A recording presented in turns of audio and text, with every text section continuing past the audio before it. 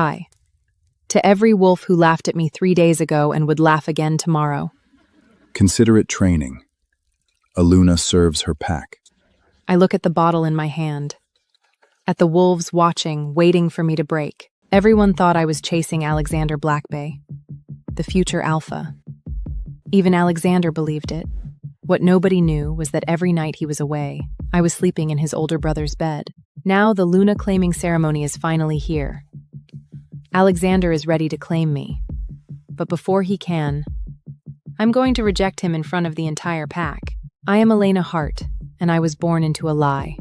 A human orphan raised by the Blackwood pack, the most ruthless wolf dynasty in North America. By the Elders' blood pact, I was prophesied to be the future Luna, destined from birth for the heir, Alexander Blackwood.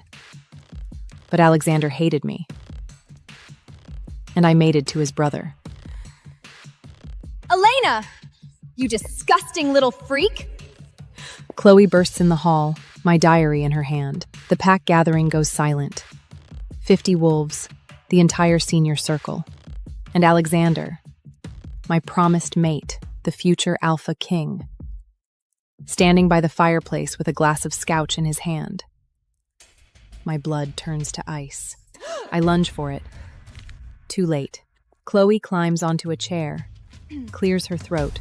Entry 47. His scent makes my wolf sing. I want to be claimed. I want... Desperate much? Chloe grins and keeps reading. Entry 112. I touch myself thinking about him again. I can't stop. I want his hands on me. I want his teeth. The room explodes. Someone bangs a fist on the table. I stand frozen, my face burning. My hands shake. Pathetic. Kai mutters, loud enough for everyone to hear. The future Luna writes like a horny teenager. Alexander doesn't move. He just watches me with those ice-gray eyes swirling his scotch. Chloe coos, hopping down. Alexander, your mate is obsessed with you. How cute. She's not obsessed with me. Alexander sets down his glass. Walks to me.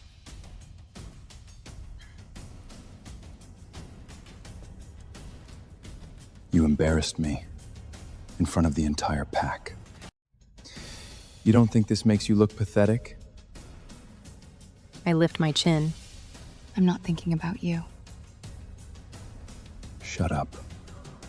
The alpha command in it makes my knees weak. Look at you. No self-control, no dignity, writing dirty fantasies like some stray in heat. You think anyone else would want you? He leans down, his nose almost touching mine. My wolf doesn't stir. Not a flicker. Alexander, please. Please? Looks around at the gathered wolves. Did you hear that? The future Luna said please. Like a beggar. Like a dog. Chloe covers her mouth, eyes dancing. Laughter ripples through the room. He takes the diary from Chloe. Scrolls. Sees entry 203. Entry 203. I want him, I want him, I want him, I want him, I want him. Alexander reads it aloud. The whole room hears. Then he drops the diary on the floor and steps on it.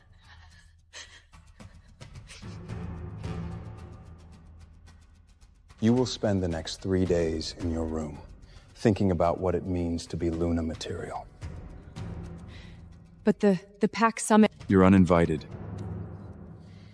He turns away, dismissing me like trash. I'm taking Chloe instead. Chloe squeals. Fine, I said flatly. she's your chosen mate. Everyone knows it. His jaw tightened. I'm the alpha heir. You're a human orphan my mother took in out of pity. I can do whatever I want. He shoves me back and leaves. The pack disperses.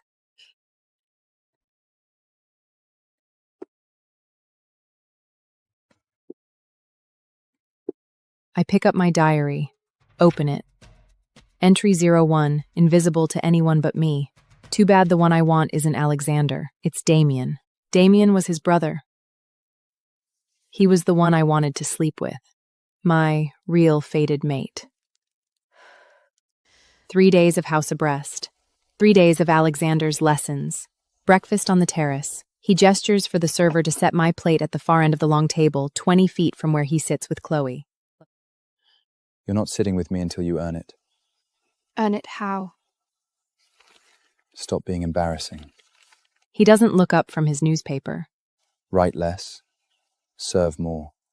Be worthy of the name Blackwood. Lunch in the garden. He walks by with Chloe on his arm. She wears a white dress, silk, flowing, the exact color reserved for the Luna, my color, the one I was supposed to wear at the ceremony. This is what a Luna looks like, Elena. Poise, grace, elegance, not whatever you are. Chloe twirls. The dress catches the light. I meet his eyes. No fear. I've built armor from every insult he's ever thrown. Dinner in the hall. The long table glows with candlelight. He makes me serve wine. To him. To Chloe. To Kai. To every wolf who laughed at me 3 days ago and would laugh again tomorrow. Consider it training. A Luna serves her pack. I look at the bottle in my hand. At the wolves watching, waiting for me to break. Waiting for the tears. Waiting for the scene. I'm not a servant. You're whatever I say you are. He finally looks up. Ice-gray eyes. Zero warmth. My mother promised you to me, but that doesn't make you my equal. It makes you my obligation. And right now, Elena, you're a very disappointing one. I pour the wine. Not one drop spills. My hand is steady because I've practiced this in my mind 1,000 times. Bend, bend, until I don't have to bend anymore. Go to bed. You're depressing everyone. I set down the bottle, straighten my spine. I walk to my room with my head high. Through the wall. She'll come around. They always do. He sounds so sure of himself, so completely, utterly sure. He's wrong. I'm leaving. That night, through the wall, I hear Chloe giggling. Alexander's low voice, the sound of them together. I open my ginery and write, Entry 204, soon. I will be with him the claiming ceremony. Close the ginery, close my eyes. A knock. Soft, 3 taps. Elena? That voice, the one I've known since I was 12. It's me. Damian. Abs? I figured he'd send a fake picture from Pinterest, not that I would have minded.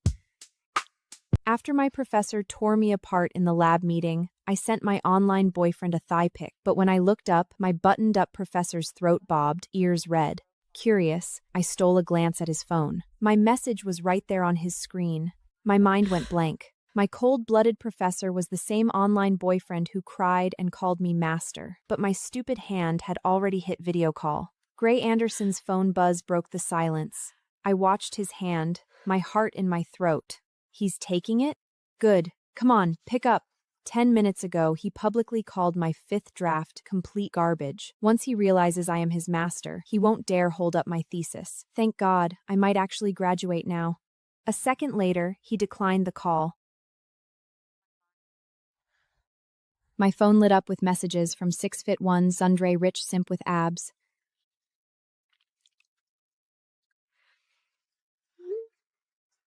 I froze, my smile still on my face.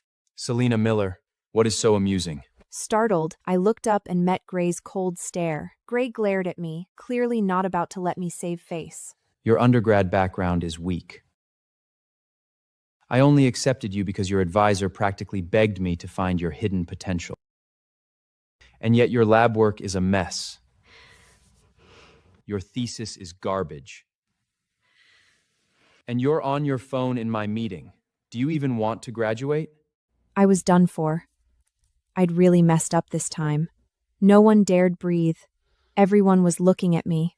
Some looked sorry for me, some confused, and some just relieved it wasn't them. I'd always been a top student, praised by teachers all the way into college. But in grad school, my proposal got slammed, my thesis was a mess, and I got scolded every time I spoke in meetings. Yet online, Gray was nothing like this.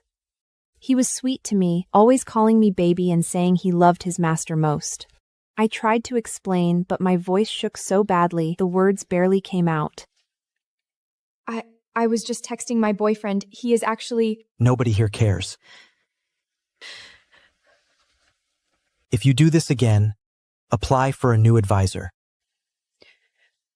I won't supervise you anymore. Gray was the youngest faculty member, and his father, a CEO, even held shares in the university. If he dropped me, no other professor would dare take me. I'd be finished. Understood. It won't happen again. Selena, are you insane? You video called your boyfriend during the lab meeting? I said nothing.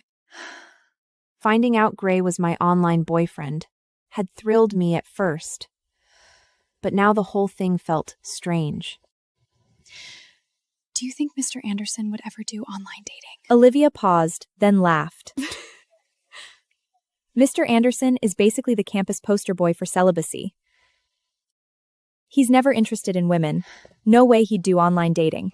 Don't tell me you believe those posts about flirting with your advisor to pass your thesis. They are fake. Mr. Anderson already dislikes you. If you mess with him again, you really might not graduate. My heart lurched. I'd thought I was lucky to date Gray online. But from Gray's point of view, it really would look like I was getting back him on purpose. I'd made him call me master. Just minutes ago, I'd even told him to touch himself on camera. I could not let Gray find out I was the one dating him online. Just curious. I would never. Olivia relaxed.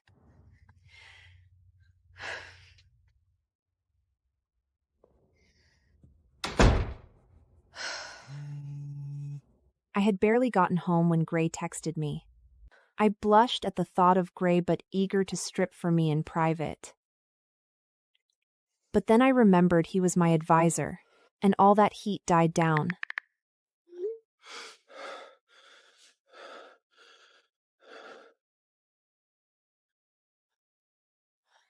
My phone buzzed, and a sharp thrill ran through me. After how harshly Gray had scolded me, seeing him beg like this felt amazing. I wanted him to suffer more. I wanted to humiliate him and then dump him. But then I looked at the necklace. Whatever, I'd keep dating him.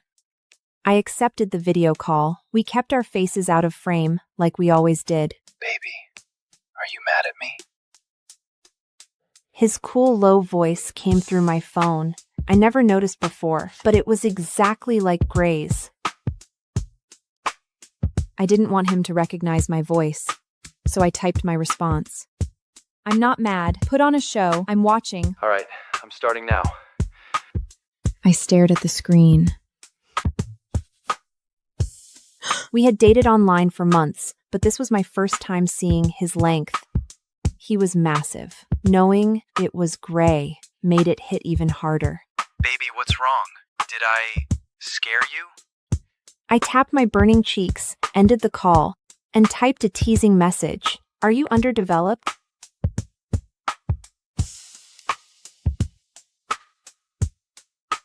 In novels, male leads are all like 11 inches. Novels are fake. 8 inches is already a lot. Honestly, I'm worried you can't take it.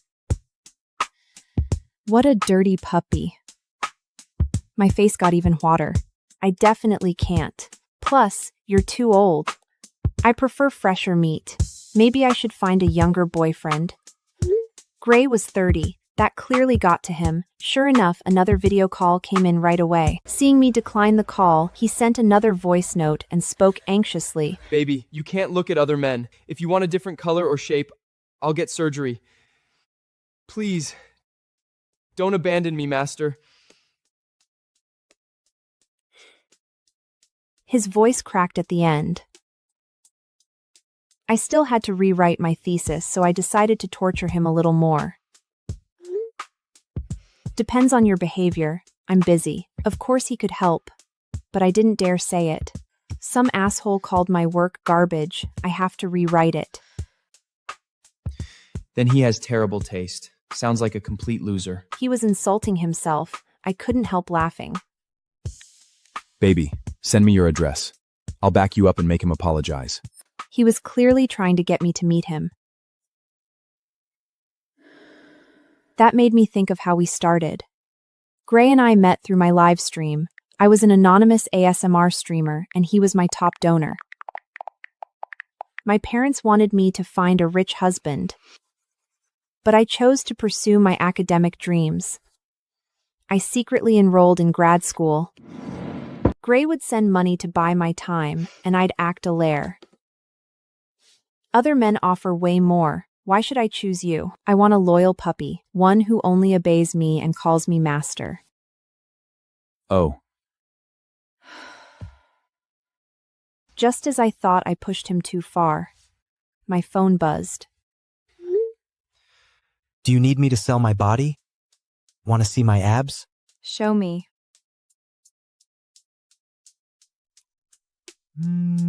Abs? I figured he'd send a fake picture from Pinterest, not that I would have minded. But every single photo turned out to be real. Instead of sending a photo, Gray sent a raspy, seductive voice note. I only show my body to my girlfriend. Be mine, and I'll do whatever you want. We made it official. I treated the relationship purely as a side hustle. We agreed on no face reveals and no real names. Who could have guessed my puppy was Gray Anderson? I don't want to look at anything ugly. Stay away. Stop bothering me today, or I will block you. Gray went silent. I accepted the transfer and tossed my phone aside.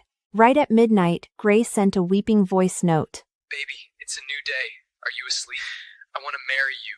Please don't leave me. Master, I beg you, text me back. I was pulling an all-nighter to rewrite the thesis I had to hand him tomorrow. But hearing his desperate whimers melted my irritation away. Do I really matter that much to you? You are my entire world. Every day of this past year has been pure bliss. You are the light of my life. Let me take care of you forever.